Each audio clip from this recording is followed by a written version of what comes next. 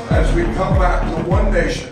শক্তি প্রয়োগ করে হরমুজ প্রণালী সচল করতে যুক্তরাষ্ট্র ও অন্য মিত্রদের সহায়তা করার প্রস্তুতি নিচ্ছে সংযুক্ত আরব আমিরাত। আরব কর্মকর্তারা এমনটা জানিয়েছেন। এর পদক্ষেপের ফলে পারস্য উপসাগরীয় দেশগুলোর মধ্যে আমিরাত হবে প্রথম দেশ যারা সরাসরি ইরানের বিরুদ্ধে যুদ্ধে অংশ নেবে।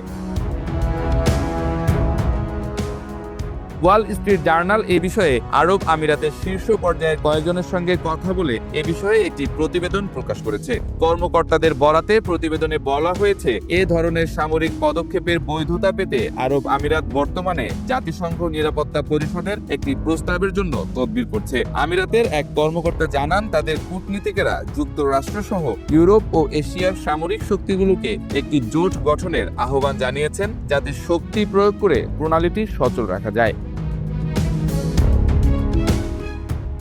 ওই কর্মকর্তা আরো বলেন, ইরান মনে করছে যে তারা নিজেদের অস্তিত্ব রক্ষার লড়াই করছে এবং এজন্য তারা হরমুজ প্রণালী অবরুদ্ধ করে বিশ্ব অর্থনীতিকে ধসিয়ে দিতেও প্রস্তুত।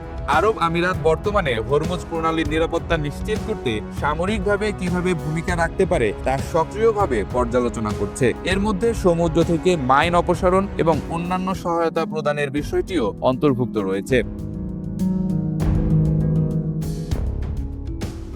কয়েকজন আরব কর্মকর্তার বরাতে ওয়াল স্ট্রিট জার্নাল জানিয়েছে, এই কৌশলগত জলপথের অন্তর্ভুক্ত আবু মুসা দ্বীপ সহ অন্য দ্বীপগুলো দখলে নেওয়া উচিত বলে যুক্তরাষ্ট্রকে বলেছে আমিরাত। উল্লেখ্য, অর্ধ শতাব্দী ধরে আবু মুসা দ্বীপটি ইরানের নিয়ন্ত্রণে থাকলেও আমিরাত এটিকে নিজেদের বলে দাবি করে আসছে। এদিকে সৌদি আরব ও অন্যান্য উপসাগরীয় দেশগুলো এখন ইরানের বর্তমান সরকারের বিরুদ্ধে অবস্থান নিয়েছে। আরব কর্মকর্তারা বলেন, দেশগুলো চায় ইরান সরকারকে অচল বা ক্ষমতাচ্যুত না করা পর্যন্ত এ যুদ্ধ অব্যাহত থাকুক। তবে এখন পর্যন্ত তারা সরাসরি নিজেদের সামরিক বাহিনী মোতায়েনের প্রতিশ্রুতি দেয়নি।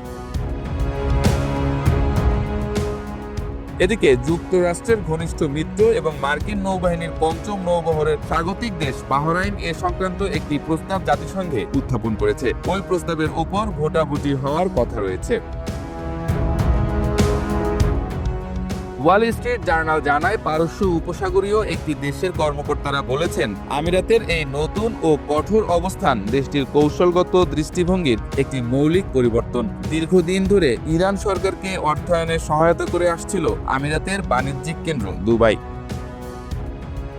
এমনকি যুদ্ধ শুরুর আগে আমিরাতের কূটনীতিকেরা যুক্তরাষ্ট্র ও ইরানের মধ্যে মধ্যস্থতার জন্য দৌড়ঝাঁপও করেছিলেন। সেই প্রচেষ্টার অংশ হিসেবে ইরানের জাতীয় নিরাপত্তা পর্ষদের সেক্রেটারি আলী লারিজানি আবুধাবি সফর করেছিলেন। পরে চলমান যুদ্ধে এক বিমান হামলায় তিনি নিহত হন। বর্তমানে এই উপসাগরীয় দেশ যুদ্ধে মিত্রদের আরো বেশি দায়িত্ব নেয়ার বিষয়ে যুক্তরাষ্ট্রের প্রেসিডেন্ট ডোনাল্ড ট্রাম্পের আহ্বানে সাড়া দিচ্ছে, বিশেষ করে হরমুজ প্রণালী সচল করার ক্ষেত্রে। এর আগে ওয়াল স্ট্রিট জার্নালের এক প্রতিবেদনে বলা হয়েছে, প্রেসিডেন্ট ট্রাম্প তার সহযোগীদের বলেছেন, হরমুজ প্রণালী আবার সচল না করেই তিনি যুদ্ধের ইতি টানতে রাজি আছেন এবং বিষয়টি তিনি অন্য দেশগুলোর উপর ছেড়ে দিতে চান। এরই মধ্যে আরব আমিরাতের উপর হামলার তীব্রতা বাড়িয়ে প্রতিক্রিয়া দেখিয়েছে ইরান। কয়েক সপ্তাহ ধরে হামলার মাত্রা কম থাকলেও সম্প্রতি আমিরাতে ইরানের ক্ষেপণাস্ত্র ও ড্রোন হামলার পরিমাণ নাটকীয়ভাবে বেড়েছে। এর মধ্যে গত মঙ্গলবারই ছোড়া হয়েছে প্রায় 50টি ব্যালিস্টিক ক্ষেপণাস্ত্র, ক্রুজ ক্ষেপণাস্ত্র ও ড্রোন।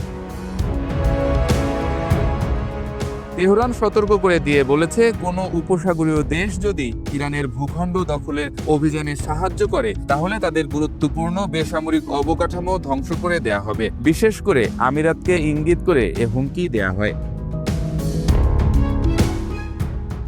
এ অঞ্চলের দেশগুলোর দ্বিধাগ্রস্ত অবস্থার বিষয়ে Washington institute for near east পলিসির ফেলো এবং পেন্টাগনের সাবেক কর্মকর্তা এলিজাবেথ ডেন্ট বলেন, আমিরাত এমন এক সময়ে যুদ্ধে জড়াচ্ছে যখন আরো বেশি আক্রমণাত্মক ইরানকে মোকাবেলা করতে হবে। তাদের গুরুত্বপূর্ণ অবকাঠামো ও বিনিয়োগকারীদের আস্থায় যে নিয়মিত আঘাত আসছে তা হজম করতে হচ্ছে।